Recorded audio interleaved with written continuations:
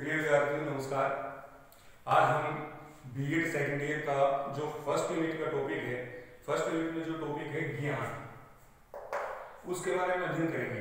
जो ज्ञान का टॉपिक है फर्स्ट यूनिट में, ये बहुत ही इंपॉर्टेंट है और आप है ना अब तक के 2017 से और 19 तक कोई भी क्वेश्चन पेपर उठा करके देख लीजिए बीएड सेकेंड ईयर का, उसमें ये जरूर आया है। अब सबसे पहले बात करते हैं कि प्रश्न किस वे में आता है। देखिए यहाँ पर क्या है, ज्ञान का अर्थ, ये तो होगा ही होगा। इसके साथ क्या पूछा जाएगा, ज्ञान के प्रकार पूछे जा सकते हैं, या ज्ञान प्राप्ति के स्रोत पूछे जा सकते हैं, या फिर ज्ञान प्राप्ति की विधियां ये पूछी जाती हैं। अंतर सिर्फ इतना ही होता है कि एक साल में क्या करते हैं, ज्ञान के अर्थ के साथ वो ज्ञान के प्रकार पूछ लेंगे। नेक्स्ट ईयर में क्या हो जाता है, ज्ञान का अर्थ तो मेन है ही है, इसके साथ ज्ञान प्राप्ति के स्रोत पूछ लिए, उससे नेक्स्ट ईयर में ज्ञान प्राप्त करने की विधियां पूछ ली। तो आज हम इस एक वीडियो के अंदर पूरा का पूरा जो फर्स्ट यूनिट से 16 नंबर का क्वेश्चन है वो करेंगे यहाँ पर, और आशा है आप बीएड में आप इसका बेनिफिट भी उठा पाएंगे। तो चलिए शुरू करते हैं। सबसे पहले आते हैं ज्ञान के अर्थ पर। ज्ञान क्या है? जो ज्ञान शब्द है हमारा कहां से आया, अब हम उसके शाब्दिक अर्थ की बात करते हैं। तो ज्ञान शब्द संस्कृत की जो ज्ञा धातु है, संस्कृत की ज्ञा धातु से निकला है। ज्ञा धातु जिसका अर्थ होता है जानना। इस प्रकार ज्ञान का अर्थ क्या है, जानना। इंग्लिश में हम क्या करते हैं, ज्ञान शब्द के लिए नॉलेज शब्द का यूज करते हैं। नॉलेज शब्द कहां से आया, टू नो मतलब जानना, प्रत्येक पहलू के बारे में जानना। अब इस प्रकार से ज्ञान का क्या अर्थ हुआ, ज्ञान का अर्थ हुआ किसी वस्तु के प्रत्येक पहलू के बारे में जानना ज्ञान है। यानी जब हम किसी वस्तु के हर एक पहलू के बारे में जानते हैं तो वो हमारा ज्ञान है। अब इसके अंदर फिर अर्थ में हम क्या करते हैं, कुछ डेफिनेशंस भी हमें देनी होती है। तो इसमें सबसे पहले एक डेफिनेशन आती है रसल की। रसल ने क्या कहा है, रसल ने कहा है कि जो ज्ञान है वो मानव मस्तिष्क को प्रबुद्ध करता है, उसको मजबूत बनाता है। दूसरी डेफिनेशन आती है इसके अंदर होब्स की। होब्स ने क्या कहा है, होब्स ने कहा है ज्ञान शक्ति है। ज्ञान शक्ति है मतलब जैसे जैसे व्यक्ति की के मानसिक शक्ति का विकास होता जाएगा, इसी प्रकार उसकी अन्य शक्तियों का भी विकास होता जाएगा। फिर अगली डेफिनेशन आती है इसके अंदर ऑक्सफोर्ड डिक्शनरी के अनुसार। ऑक्सफोर्ड डिक्शनरी के अनुसार ज्ञान क्या है, ज्ञान के बारे में क्या है कि ज्ञान सूचना और वह कौशल है। देखिए दो चीजें, क्या माना कि ज्ञान सूचना और कौशल है जिसे हम अपने अनुभव और शिक्षा के द्वारा प्राप्त करते हैं। ज्ञान जानना है, ज्ञान सीखना है, तो ये सारा का सारा किसके अनुसार है, ऑक्सफोर्ड डिक्शनरी के अनुसार। अब ज्ञान का शाब्दिक अर्थ हमने कर लिया है, डेफिनेशंस कर ली है। अब इन तीनों डेफिनेशंस के आधार पर हम करते हैं इसकी विशेषताएं। सबसे पहली विशेषता देखिए क्या है, ज्ञान धन की तरह है। क्योंकि धन की तरह कैसे ज्ञान कि एक बार व्यक्ति को जितना प्राप्त होता है वो सोचता है कि मैं और उससे ज्यादा प्राप्त करूं। धन की लालसा व्यक्ति की कभी खत्म नहीं होती। इसी प्रकार ज्ञान है कि जो ज्ञान की लालसा है व्यक्ति के अंदर वो कभी खत्म नहीं होती। एक बार ज्ञान प्राप्त करने के बाद सोचता और ज्यादा करूं। फिर दूसरा है ज्ञान सत्य तक पहुंचने का साधन है। सत्य तक पहुंचने का साधन ज्ञान का मतलब क्या, जब हम किसी भी वस्तु की वास्तविकता को जान लेते हैं तो वो क्या है, वो ज्ञान हो जाता है। ज्ञान का रूप तो तभी है जब हम उसके सत्य तक पहुंचते, सही है गलत है, तो यानी कि सत्य तक पहुंचने का साधन है। इसके बाद है ज्ञान कभी समाप्त नहीं होता। ज्ञान कभी समाप्त नहीं हो रहा है, दिन प्रतिदिन बढ़ता जा रहा है। ये तो नहीं है कि विज्ञान का इतना लिमिटेड रूप है और वो हमने प्राप्त कर लिया, आगे जरूरत ही नहीं। ज्ञान क्या है, ज्ञान दिन प्रतिदिन हर पल हर क्षण निरंतर बढ़ रहा है। फिर है ज्ञान की कोई सीमा नहीं है। अब ये आगे ज्ञान की सीमा, ज्ञान की कोई सीमा तो नहीं है कि भाई यहाँ तक ज्ञान है, इससे आगे ज्ञान नहीं है। नहीं, ज्ञान अनंत है। जितना मैं यानी कि जितना हम जानते हैं कितना जानते हैं, ज्ञान का हम 0.1 समथिंग % जानते होंगे। फिर इसके बाद आता है ज्ञान समय का परिणाम है। समय का परिणाम कैसे है कि जैसे जैसे समय बदलता जा रहा है उसी प्रकार उसी समय के अनुसार जो मनुष्य की आवश्यकताएं इच्छाएं वो बदलती जा रही है और उसके अनुसार क्या है ज्ञान, नया नया जो ज्ञान है वो चलता जा रहा है। आज के टाइम में जो ज्ञान है वो आज के समय का परिणाम है। अगर हम बात करते हैं प्राचीन काल में, प्राचीन काल का जो ज्ञान था वो क्या था, वो उस समय की डिमांड के अनुसार था। तो ये तो है ज्ञान का अर्थ। इसके बाद ज्ञान के प्रकार क्या आते हैं, ज्ञान के प्रकार। वैसे मेनली ज्ञान के दो प्रकार माने गए हैं, एक तो है प्रागुण भाविक ज्ञान और दूसरा है प्रायोगिक ज्ञान। प्रागुण भाविक ज्ञान क्या होता है? प्रागुण भाविक ज्ञान वो ज्ञान होता है जो बच्चे के जन्म से पहले ही मौजूद होता है। जैसे अब इसमें देख लीजिए आप, जैसे गणित के सूत्र हैं 3 + 3 6, बच्चे के जन्म से पहले मौजूद है। या फिर हमारे जो नीति वचन है या हमारी जो धारणाएं हैं वो सारे सारे क्या हैं, सारे प्रागुण भाविक हैं, यानी कि ऐसा ज्ञान जो बच्चे के जन्म से पहले ही मौजूद है। इस प्रकार का जो ज्ञान है वो सार्वभौमिक होता है और उस पे एक पल के लिए भी संदेह नहीं किया जा सकता। अब दूसरा क्या है, प्रायोगिक ज्ञान। जो प्रायोगिक ज्ञान है, इस प्रकार का ज्ञान क्या है, हम अपने अवलोकन के द्वारा, अपनी इंद्रियों के द्वारा, अपने तर्क के द्वारा प्राप्त करते हैं। ये ज्ञान अलग हो सकता है, सार्वभौमिक अलग हो सकता है। क्यों?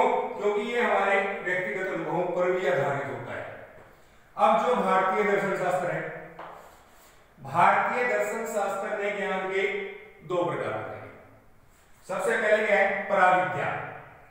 पराविद्या क्या होती है? पराविद्या वो ज्ञान होता है जो व्यक्ति अपने अनुभवों के द्वारा, अपनी इंद्रियों के द्वारा, अपने अवलोकन के द्वारा प्राप्त करता है।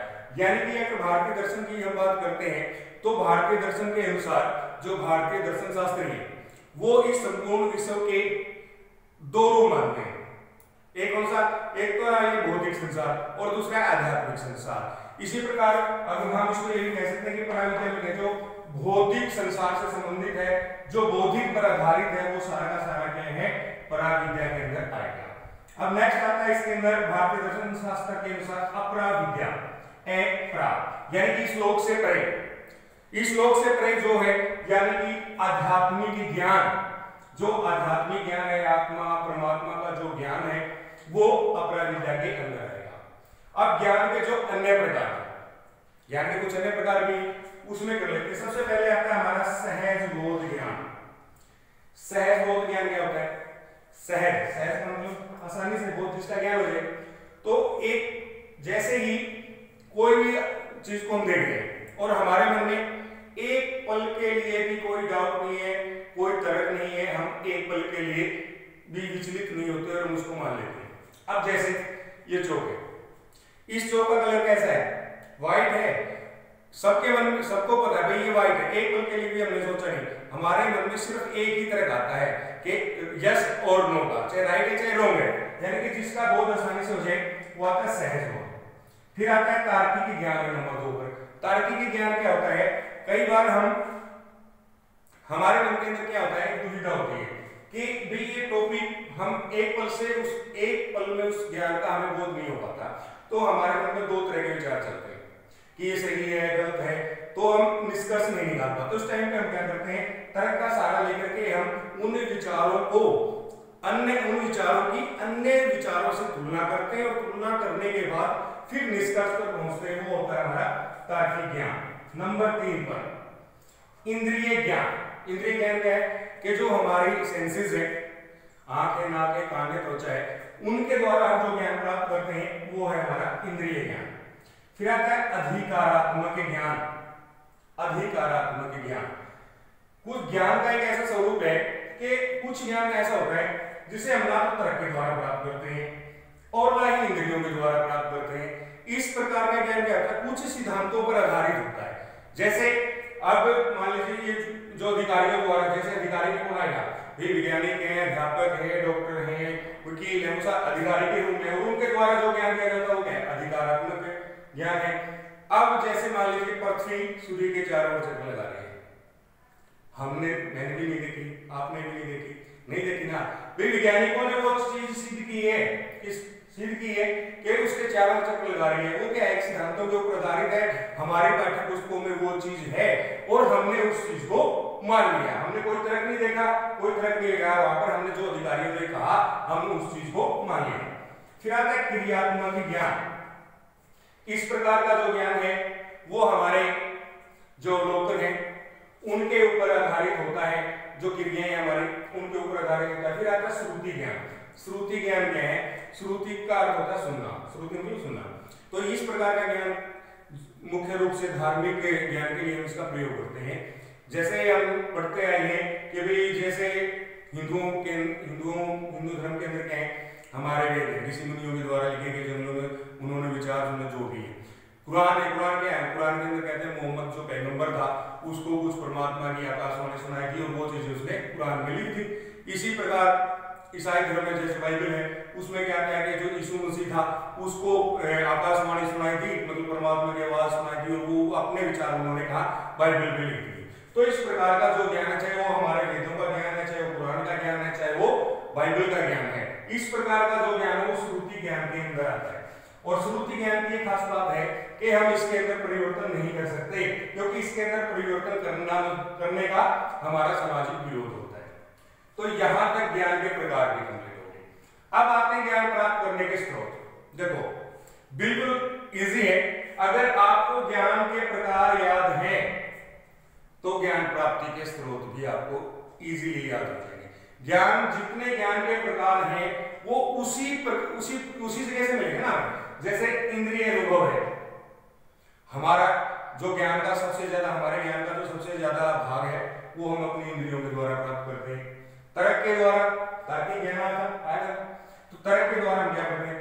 तार्किक ज्ञान, कोई भी हमारे जो तर्क है उनके द्वारा हम ज्ञान प्राप्त कर रहे हैं। अधिकारी हमें ज्ञान दे रहे हैं, अधिकारात्मक ज्ञान आया। फिर प्रयोग के द्वारा, जो क्रियात्मक ज्ञान प्रयोग के द्वारा करें। श्रुति ज्ञान यानी कि जो सुनकर हुआ, ये श्रुति ज्ञान मैंने भी आपको बताया। फिर है सामाजिक अंतःक्रिया ज्ञान, हमें कहां से मिला? कुछ ज्ञान हमें सामाजिक अंतःक्रिया से भी मिलता है। और जब हम समाज में रहते हैं तो समाज में हमारी जो सभ्यता और संस्कृति है वो एक दूसरे को प्रभावित करती है। एक व्यक्ति दूसरे व्यक्ति के रिलेशन में आता है या दूसरी संस्कृति में मिलता है, तो इस प्रकार जो सामाजिक अंतःक्रिया होती है वहां से भी ज्ञान प्राप्त होता है। फिर आती है हमारी परंपराएं और कथाएं, कि जो पौराणिक हमारी परंपराएं हैं, कथाएं हैं, उनसे भी ज्ञान प्राप्त होता है। अब ज्ञान प्राप्ति के स्रोत हो गए। अब एज इट इज उठा करके यहां रख दीजिए इसको, ज्ञान प्राप्ति की विधियां बनेंगी। सिर्फ हमें क्या करना है कि जो सबसे पहले आता हमारा यहाँ इंद्रिय अनुभव है, इंद्रिय अनुभव आ गया तो इंद्रियों द्वारा प्राप्त होता है। अब ज्ञान प्राप्ति की विधियां क्या है? अधिकारियों के द्वारा ज्ञान दिया जाता है। फिर ज्ञान प्राप्ति अधिकारी जो अपने सिद्धांतों के आधार पर ज्ञान का निर्माण करते हैं उसे हम अधिकारियों से प्राप्त करते हैं। इंद्रियों के द्वारा हम अपना ज्ञान प्राप्त करते हैं। फिर तर्कवाद के द्वारा भी हम ज्ञान प्राप्त करते हैं, क्योंकि तर्क के ऊपर ही है। तर्कवाद में दो विधियों का प्रयोग किया जाता है, एक तो होती है आगमन विधि और एक होती है निगमन विधि। अब आगमन विधि क्या होती है? ये देखो मेन है, कई बार पूछी जाती है, एसटेट सीटेट वगैरह, तो इसको याद कैसे करेंगे? जैसे आगमन विधि है तो इसके दो शब्द ले लेते हैं हम, आग एक ही मात्रा लगाते हैं आगे, यानी कि जिसमें पहले एग्जाम्पल दिए जाए, पहले उदाहरण दिए जाए, बाद में प्रयोग समझाए जाए, तो वो क्या हुई? हमारी आगमन विधि होगी। आगे फिर निगमन विधि। निगमन में क्या है? नी का अर्थ होता है पीछे, गमन मतलब जाना, यानी कि जिसमें पहले रूल्स बताए जाएंगे और उसके बाद उसके अंदर एग्जाम्पल दिए जाएंगे, वो हो जाएगी हमारी निगमन विधि। फिर प्रयोग विधि है, समस्या समाधान विधि है, प्रॉब्लम जो सॉल्विंग मेथड है, बच्चों के सामने जो समस्या है इन फ्यूचर वो समस्याएं उसको फेस ना करनी पड़े, या फिर मान लीजिए आज की कोई समस्या है उससे हम जो एक्सपीरियंस मिलते हैं और भविष्य में आने वाली जो समस्या है उनका समाधान कर सकते हैं। आस्था है हमारी, आस्था जैसे आस्था किसी में भी हो सकती है, धार्मिक इसके अंदर आ जाएगा हमारे जो धार्मिक विश्वास है वो आ जाएंगे, उनके द्वारा ज्ञान प्राप्त करते हैं। अब परंपराएं और रीति रिवाज, इनसे भी हम ज्ञान प्राप्त कर रहे हैं जो हमारे, और व्यक्ति का अनुभव, आपका स्वयं का अनुभव, किसी व्यक्ति के प्रति आपकी क्या सोच है, आपके क्या विचार है, वो सारा का सारा व्यक्ति के अनुभव के अंतर्गत आएगा। तो प्रिय विद्यार्थी, ये आज का हमारा टॉपिक था ज्ञान का, और ज्ञान से संबंधित जिस प्रकार के भी प्रश्न पूछे जाएंगे वो क्या है? ज्ञान का अर्थ, या इसके ज्ञान का अर्थ तो रहेगा ही रहेगा, हर जैसे कभी भी आप देखेंगे ज्ञान का अर्थ तो रहेगा। इसके साथ क्या जोड़ेंगे? ज्ञान प्राप्ति के प्रकार, ज्ञान प्राप्ति के स्रोत और ज्ञान प्राप्ति की विधियां। तो मैंने अच्छी कोशिश की है इसको मैं आपको अच्छे से समझा सकूं। फिर भी अगर आपको कोई लगता है कि इसके अंदर कोई कमी है